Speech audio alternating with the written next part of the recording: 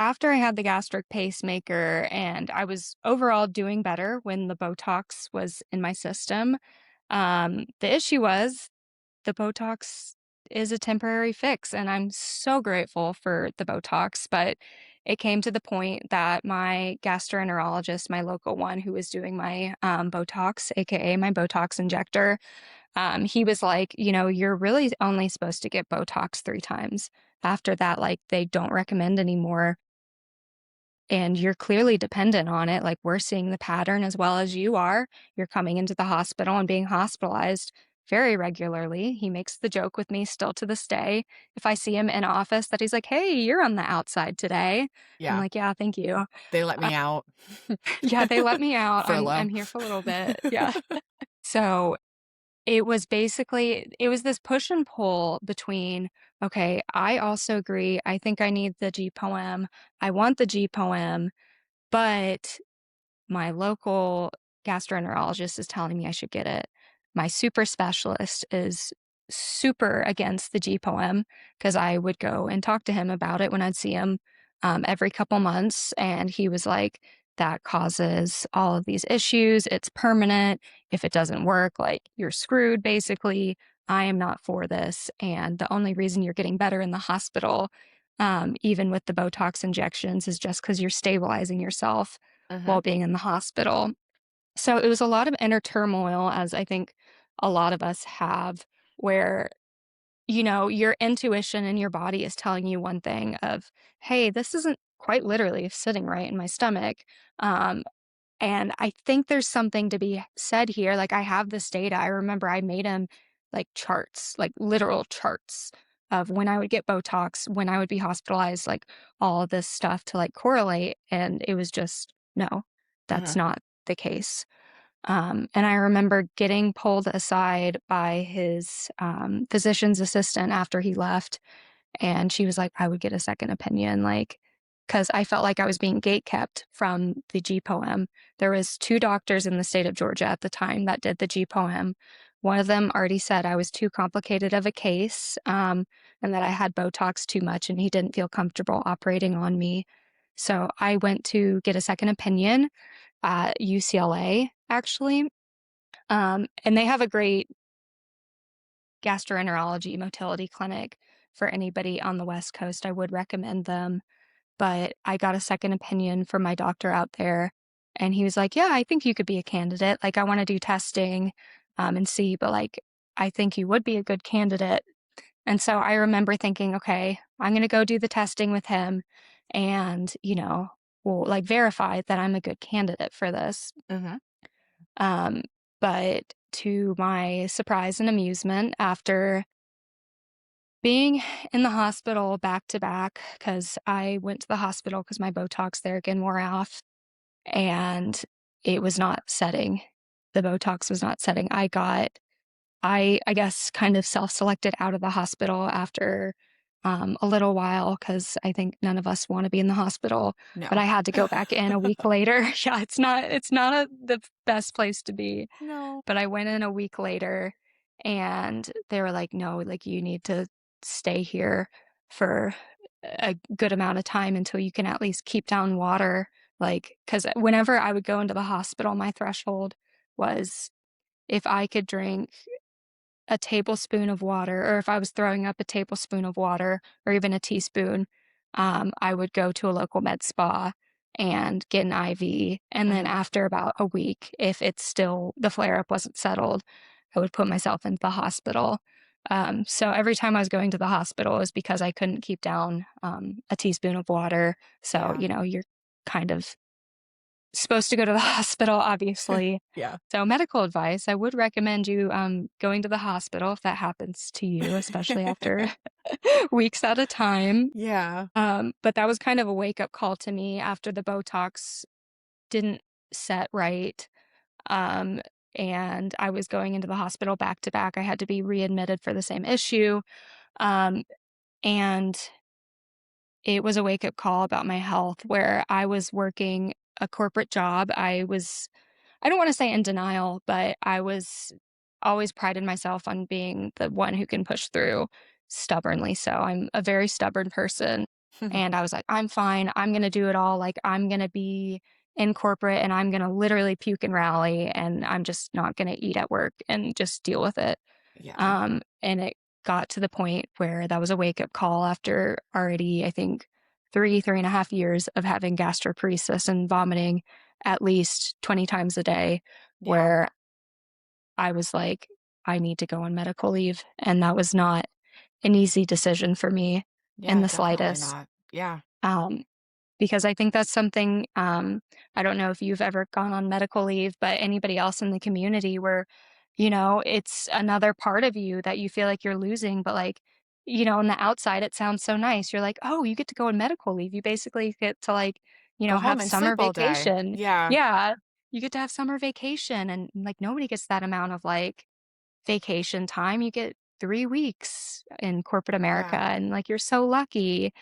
Um, and that was not the case. It's very ego-centric where you're like, it's this identity shift. Yeah. Um, You feel a lot less than, I think, in those situations. And, yeah, for myself, I got sick right out of college. So I yeah, didn't really make it into the world yet mhm, before I got like my feet chopped off, as I was trying to mhm, step into the world. Right. So I think a lot of people feel a lot similar to what you're talking about for those who got sick later in life, or they're trying to figure things out and they just kind of push through. Some people have to because maybe they have kids and they yeah, literally don't have another choice, and till it breaks them down so hard that like now you're forced into medical leave, or they yeah, had to make the choice to go into medical leave because they were calling out of work too much. And it's it makes you feel like a lot less than of a human, because if it you're does. not producing, you're not worth anything.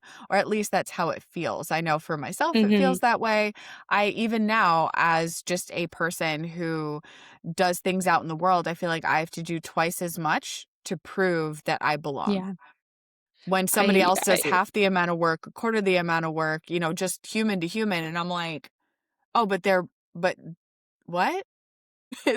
I know. It's a very confusing It feeling. really is because like, you feel like you need to prove yourself even more or Absolutely.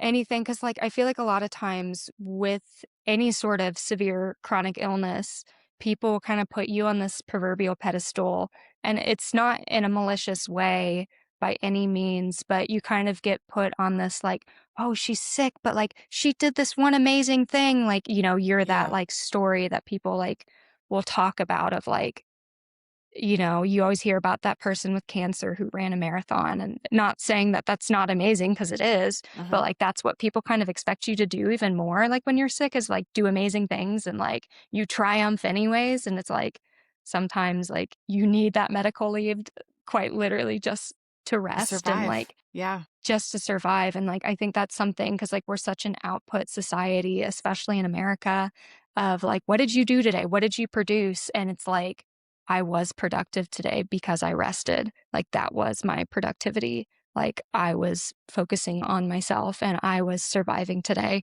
so I can be better when I'm able to feel slightly better. And it's yeah, it's hard. Like you would think it would be easy to go on medical leave because ooh, paid time off for extended amounts of time, and it's not that. Yeah, it doesn't work that But way. it doesn't. I wish it did. I wish I didn't have the like inner turmoil I did when Yeah. I was going on medical leave. But the medical leave really gave me time to just rest and digest when possible. And it I was just. yeah.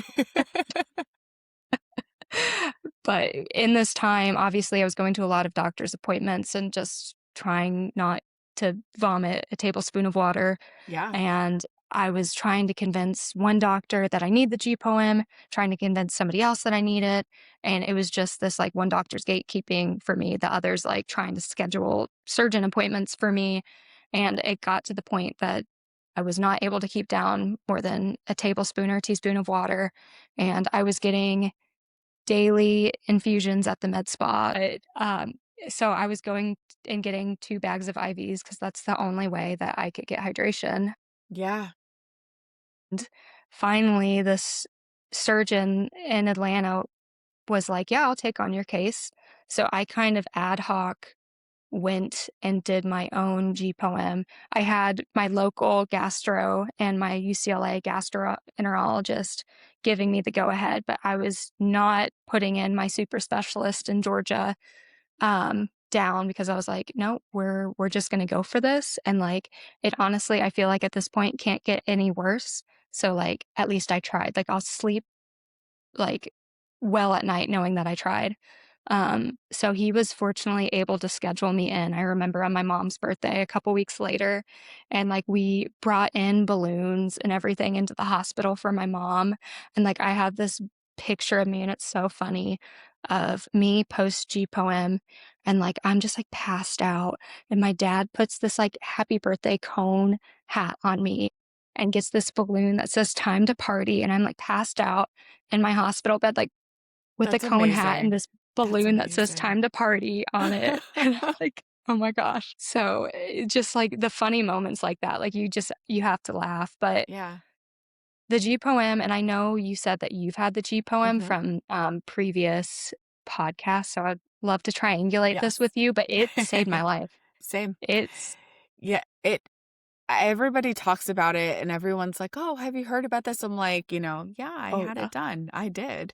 And, what you were talking about a little bit in the beginning, like when I met my physician, and he's actually on our medical advisory board now as well, and Hmm. he's done so many of these now and helped Yeah. so many people with different poems, not just for gastroparesis, but there's, Yeah. different poems, different Yeah. um, he's done all these other procedures to help people with different issues. When he first brought it up to me, I was like, "I'm not doing that.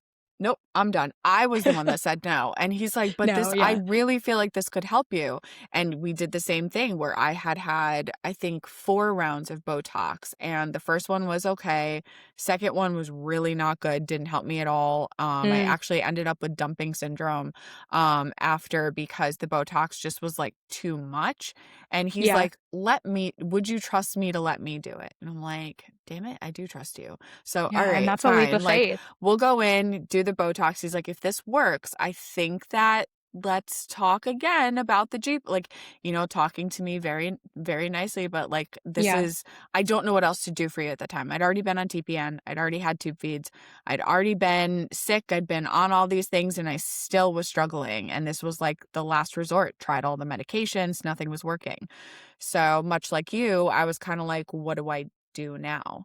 And Mhm. I was terrified of the permanence of it because part of my patient story started with a decision for surgery that ended up ruining my life. And it was Oh a my surgery gosh. I needed, but it ended up Yeah. changing the complete trajectory of my entire life. So anything that was permanent like that, that It's didn't wear scary. off, it was terrifying for me.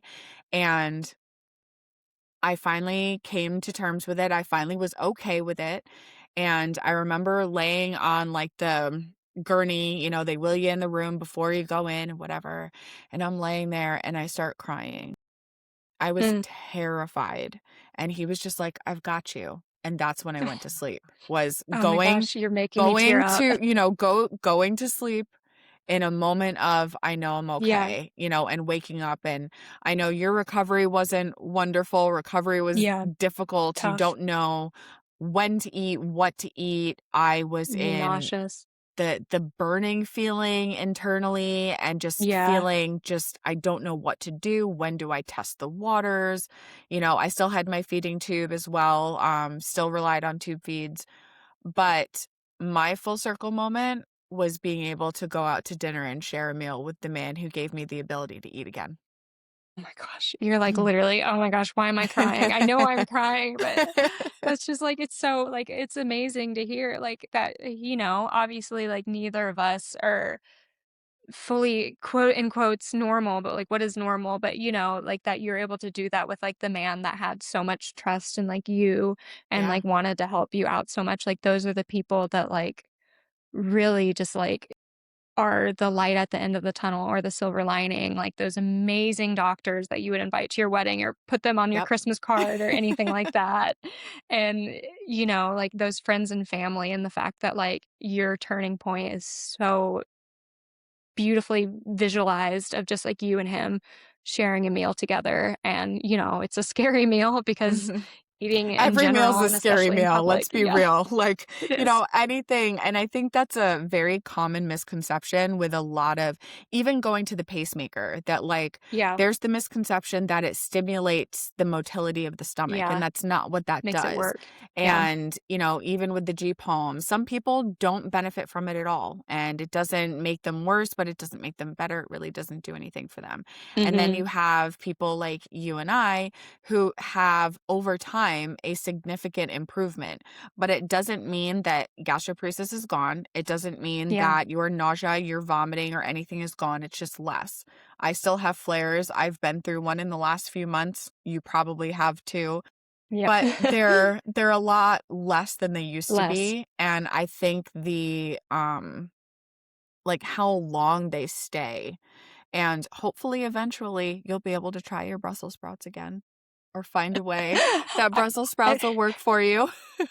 that might be a little that's a stretch goal, but I do have a lot of really good pureed, vegetable options. It's that acceptance, and I think that's, like, part of it is, like, it's such every day is acceptance, like, you always think, like, pre-diagnosis, like, you're gonna wake up and, like, one day you're gonna be fine or one day you're gonna accept it and, like, your life's gonna be good, and, like, it's not that. It's literally every day waking up and making the choice of, like, that acceptance and, like, what that acceptance looks like that day, Yeah, whether you're in a flare or you're at your baseline or you're having a really amazing day, like, what that acceptance looks like, and I think yeah, that's something that, like, isn't really talked about enough of just that it's just people who don't have chronic illness, like, don't realize the term chronic the way that we do of it's yeah. every day, it's every meal, it's Yeah, every it's time you go to the constant. bathroom. Yeah, It is, yeah. and it's just it's really eye-opening. If you could somebody that's newly diagnosed and they're listening to this and they're hearing, or somebody that's maybe in the middle of their journey, or they're just in a moment where they're like, I don't know what to do. What Yeah. would you say to that person in that position, or or who you were back then, knowing what you know now? What would you share? And it's such there again, I keep saying it, but it's such a multifaceted question with so many different layers of everything. I think the first one is, "This is not your fault. You didn't do this. It's not Yeah. because you're not strong enough or that it's in your head Hmm. or anything like that," because I think still to this day, sometimes I am my harshest critic, as we all are, Yeah. and I say, "I must have done this to myself, or I must be being dramatic," and it's not that. You're not listening to this podcast, you're not going to the G-PACT, you're not going to your doctors because you want attention. You're not Yeah. doing that. You wanna help Yeah. yourself and know that, like, have as much patience and self-compassion as you can have. Like I said, I'm saying all these things to myself because, like, I think I need to hear these every single Yeah. day. Yeah. Acceptance Absolutely. is something every single day, and like you said, which I love, is everything's figure outable.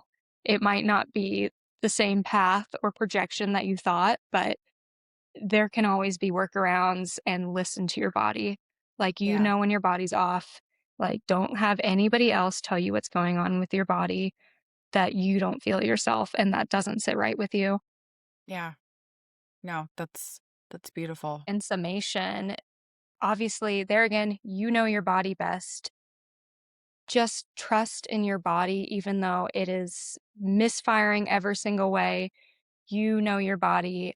And also, with gastroparesis, I would say the best medication is taking care of yourself, and Yeah. that's so cliche, but it's so true. But you take care of yourself. If you need to go on medical leave, if you need a day of rest, if you need to take a nap, if you need to be what society says is selfish by putting yourself first, do that. Yeah. At the end of the day, like, you're not coming out of here, like, with anything but yourself, and you are the one who is with yourself the longest, and you are the one feeling these feelings, feeling these symptoms, feeling everything.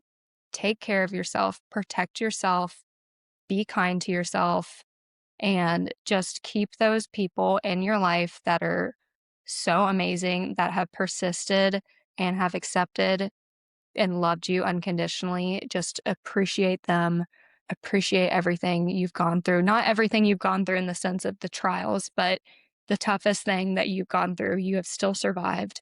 And that's scary, super scary. I am scared every day, but you still survived it thus far.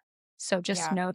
know that you are the baddest of people in the best way possible.